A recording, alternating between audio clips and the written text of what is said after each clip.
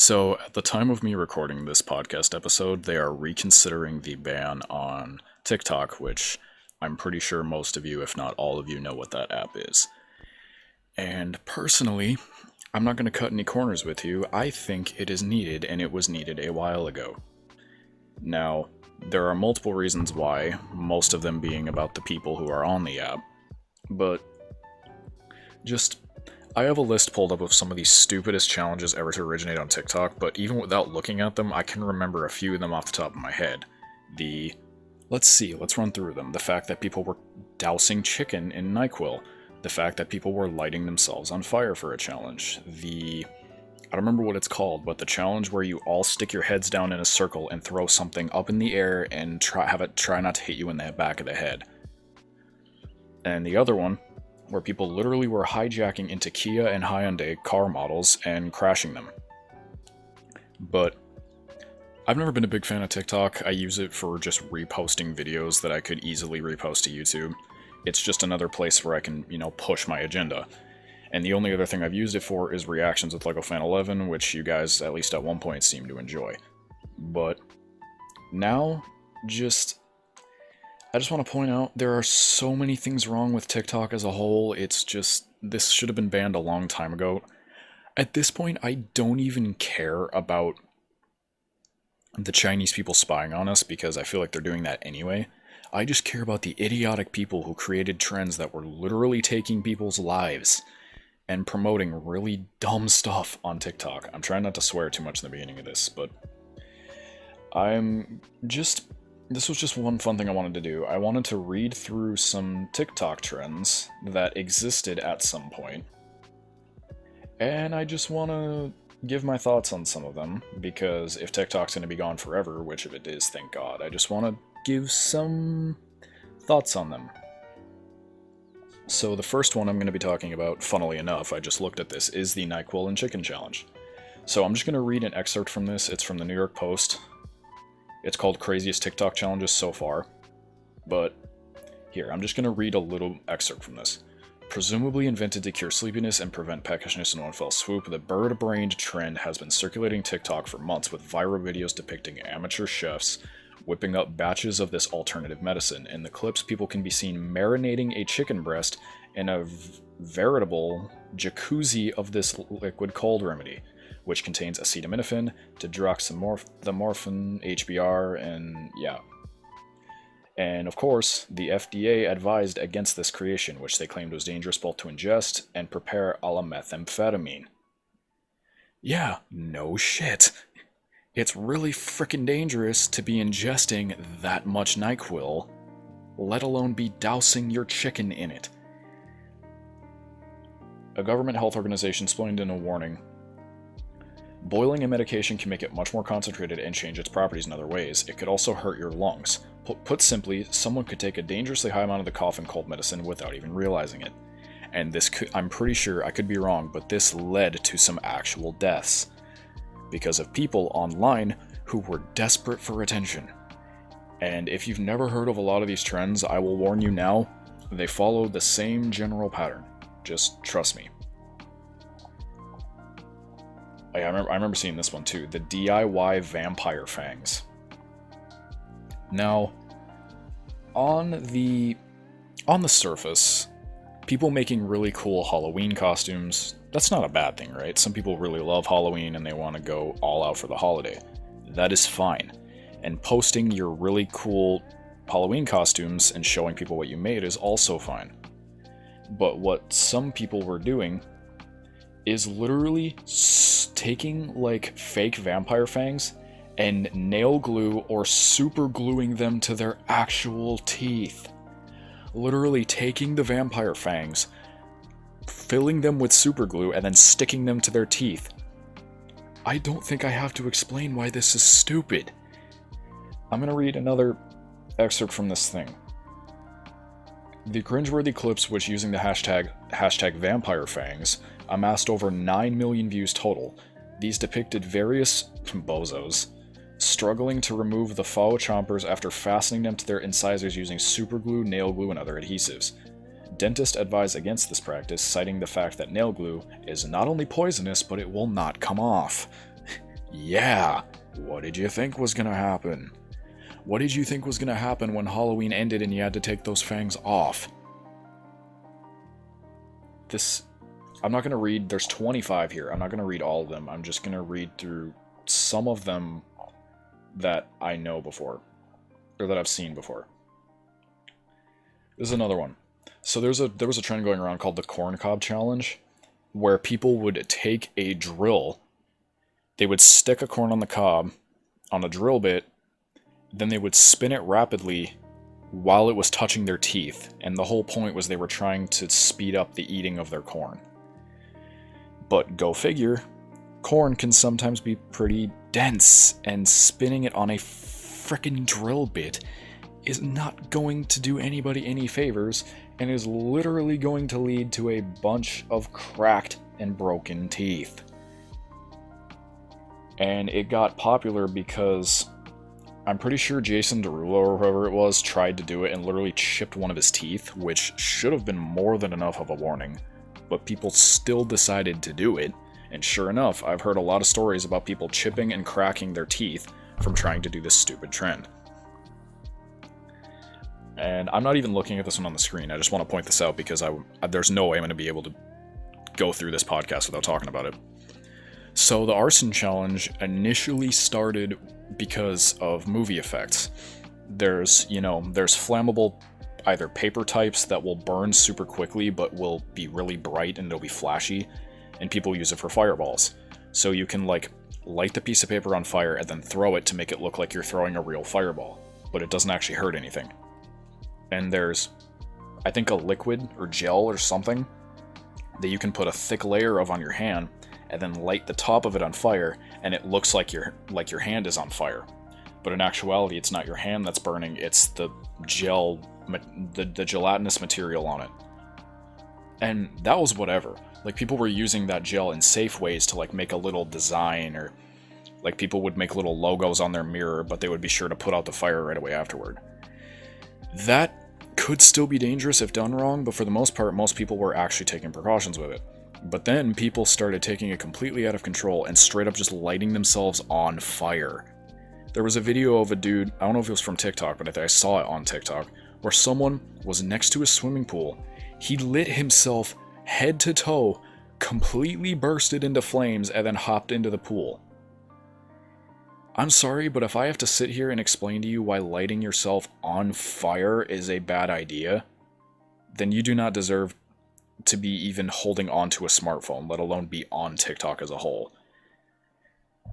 I'll pick one more good one. I will pick one more good one. Let's see. Dipping challenge. Let's end on the coronavirus challenge, because this was an actual thing. This was a trend where people would go around and lick random objects, daring nature basically to give them the coronavirus. Basically saying, lol, you ain't gonna give me the coronavirus, you ain't got the balls to. And sure enough, take a wild guess what happened. People got coronavirus. There were people who were licking not even just walls, they were licking toilet seats, they were licking airplane seats. They were licking the most nasty, germ-ridden things on the frickin' planet, specifically in a lame attempt to get themselves coronavirus. I can't even begin to fathom what these people would not do for internet fame. It's nuts. I don't understand. Okay.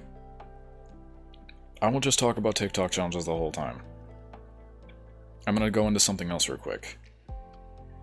TikTok, from what I have seen, is not exactly great with both their customer service and... how else do I point it out? If you leave a comment on TikTok, or if you email TikTok support, they have terrible customer support from what I've seen. Maybe it's gotten better in recent times, but from what I've seen, they have horrendous customer support. One of my good friends You may know him as Ramchu. One of my good friends used to be on TikTok quite a lot, and that's where they gained their initial following. But there were multiple videos that they did that had nothing to do with religion or... I completely forgot the word. Religion or ethnicity or race or whatever. Literally nothing to do with that, right? Yet he had multiple videos of his taken down for what TikTok claimed to be hate speech. I don't remember what the video was, but there was like a video where he was reacting to literally just this girl at like an amusement park or something. And TikTok took the video down for hate speech. Yet when he tried to appeal the video, TikTok stuck to their claim and continually kept claiming it was hate speech. And there was another one that I witnessed where it was basically the same thing, but TikTok claimed that it was a bot. They're like, oh, we're sorry, it was a bot who flagged it as hate speech. And I think even he made this point, but if it is a bot, then you should probably fix your bot. Like, if people are making a video that has nothing to do with ethnicity, race, religion, ancestral background, or whatever, and it's being claimed for hate speech, or I guess on TikTok it's flagged, being flagged for hate speech, then you need to either fix your system or hire better people. And I'm not even, for Spotify terms of service and for everything else, I'm not even going to go into the pornographic aspect of the fact that there are people on TikTok who are quite literally just selling themselves for sex and for multiple other various non-internet friendly things. Like I said, I've never been a fan of TikTok. TikTok, Snapchat, and Instagram, all in my eyes, can just leave this world forever and we'd all be a lot better off. Those three platforms, I'm willing to lean a little more off of Instagram. I'm not saying it doesn't cause problems, but I'm willing to concede and lean off the point that maybe Instagram doesn't cause as many problems. But TikTok and Snapchat, those are two apps that have caused so many IRL problems. And when it's getting to the point where trends on your application are quite literally responsible for deaths, not death, not just one, multiple passings, because of stupid trends for people who are hungry for attention, hungry for internet clout, hungry for that reception, I think you need to start actively paying more attention to your community. And I know for a fact there have been a couple trends that are literally so bad that TikTok will actually go out of their way to remove any videos that even mention said trends. Like, okay, I don't know if this one applies, but this is one of the most severe ones I've known. The Kia and Hyundai thing. For those of you who somehow don't know, there was a point where there was a trend going around where people found out that certain models and years of Kia and Hyundai vehicles don't have the best security. And because of this, people were literally hotboxing Kias and Hyundais to steal them after breaking into them. You heard me right. There was a TikTok trend that was quite literally encouraging Grand Theft Auto. Not like as a joke, just straight up actually recording themselves committing Grand Theft Auto. And there was a story, I'd have to find it. If you want, look it up, I guarantee you'll find it. But there is a story of a teenager who broke into a Kia vehicle with a pregnant mother and I think her kids, if I remember correctly. Broke into the Kia, hotboxed it, stole it, and crashed, killing, I'm pretty sure, all three of them.